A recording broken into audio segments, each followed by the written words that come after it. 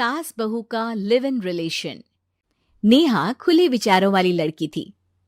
अरे नेहा, क्या दिन में सोती है? ससुराल में ऐसा नहीं चलेगा, वहां तो काम करना पड़ेगा। काम जितना काम होगा कर लूंगी माँ, पर अगर कोई ये कहे कि सारा आराम छोड़कर सिर्फ काम ही करना है तो ना भी ना, मुझे नहीं करनी शादी। अरे कैसी बात कर रही हो? अच्छा चलो जाकर नहा लो, मैं नाश्ता लगा देती हूँ, फिर तुम्हें कॉलेज भी तो जाना है। नेहा कॉलेज के लिए निकल जाती है। वो सोचने लगती है कि ससुराल में वो कैसे मैनेज करेगी। क्या हुआ नेहा, परेशान लग रही हो? अरे यार, तू तो मुझे जानती है ना, मुझे अपनी लाइफ बिल्कुल परफेक्ट चाहिए, लेकिन लग नहीं रहा लोग मानेंगे। यार, कहीं मेरी शादी ऐसे घर ना हो जाए जहां मेरी जिंदगी ही नरक हो जाए। अरे मैंने ना कल एक इंग्लिश फिल्म देखी थी, उसमें भी कुछ ऐसी ही समस्या थी हीरोइन की। अच्छा, तो फिर क्या किया उसने? उसने तो अपने होने वाले पति से साफ साफ कह दिया कि वो पहले उसके घर कुछ दिन तक बिना शादी के रह कर देखेगी, और अगर ठीक लगा तो ठीक, वरना तेरे मेरे रास्ते अलग। अरे हाँ यार, ये तो बिल्कुल सही आइडिया दे रही है तू मुझे। चल मैं तो चली, थैंक्स यार, तूने मेरी प्रॉब्लम सॉल्व कर दी।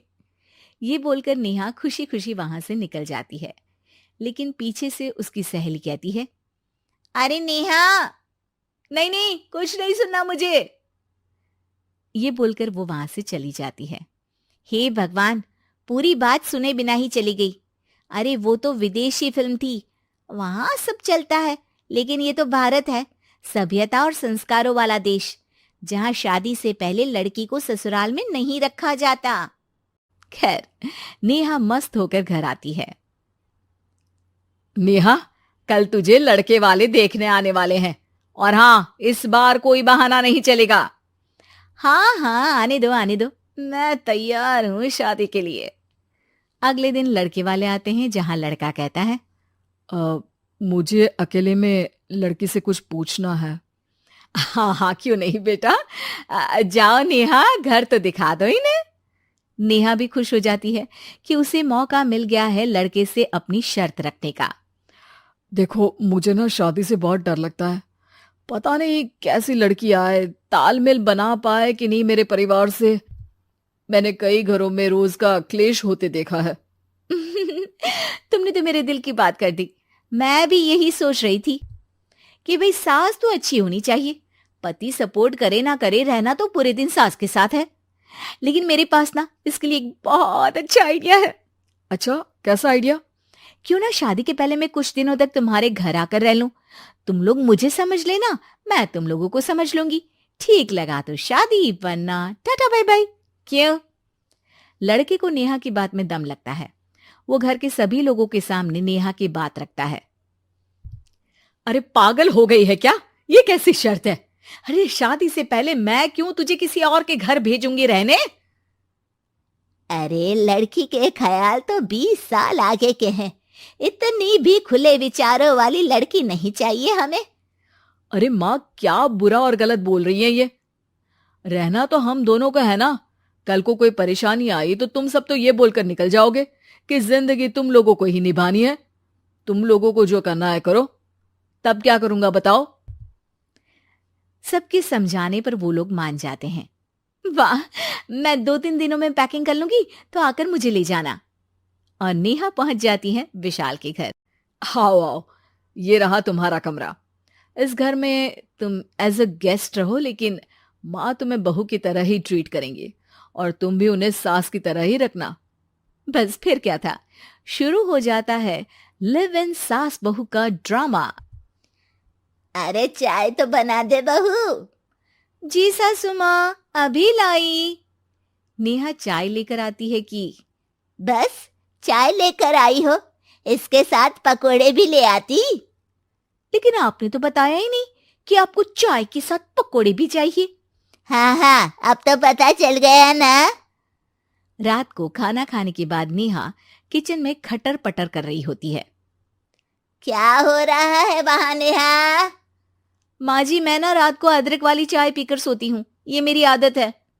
अच्छा, तो जरा मेरे लिए भी बना देना।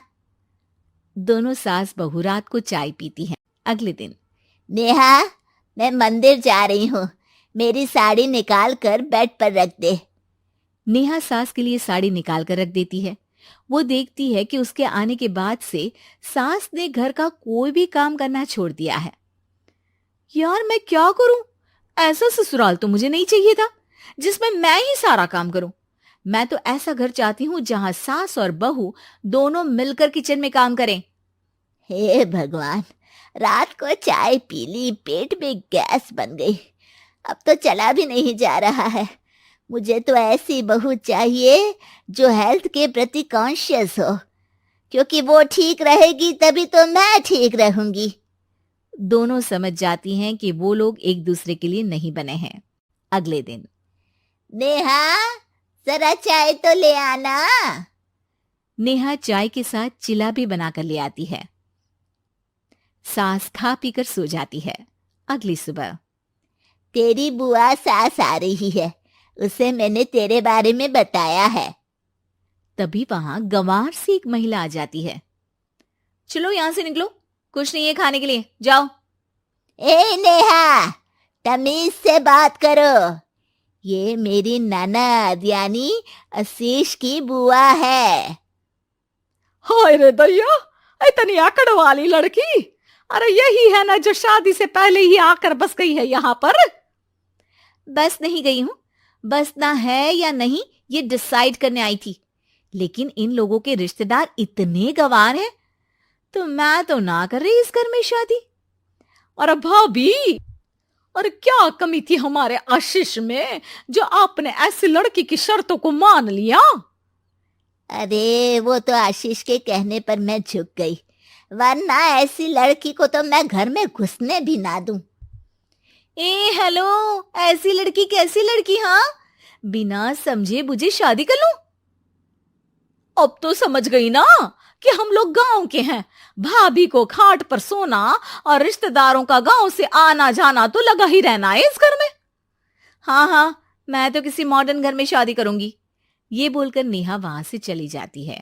अपने घर में आकर नेहा कहती है, ना मां ना, लिव इन में रहकर देख लिया, ये गांव के लोगों का कोई भरोसा नहीं है। खैर, नेहा की शादी एक मॉडर्न घर में हो जाती है जहां सास कहती हैं, हे नेहा, मैं टेनिस खेलने जा रही हूं, आओ तो जूस बनाकर रखना, और हाँ, वॉलनट्स और ओट्स भी बना लेना। जी माँ। माँ मॉम बोलो डार्लिंग, माँ इज ओल्ड फैशन। बेचारी नेहा सर पर हाथ रख लेती है। हे भगवान, ये सास तो सास ही होती है, गांव की हो या शहर की।